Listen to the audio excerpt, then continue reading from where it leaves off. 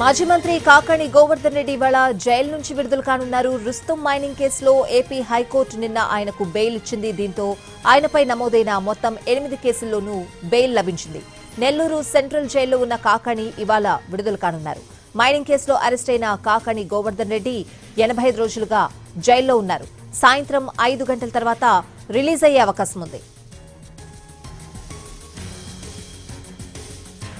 మాజీ మంత్రి కాకాణి బెయిల్లో కొన్ని షరతులున్నాయి. పోలీసులు ఛార్జ్షీట్ దాఖలు చేసే వరకు ప్రతి ఆదివారం ఉదయం 10 నుంచి సాయంత్రం 5 లోపు విచారణ అధికారి ముందు హాజరు కావాలని న్యాయస్థానం ఆదేశించింది. అలాగే దర్యాప్తు పూర్తయ్యే వరకు జిల్లాలోకి వెళ్లేందుకు వీలు లేదని ఆదేశించింది.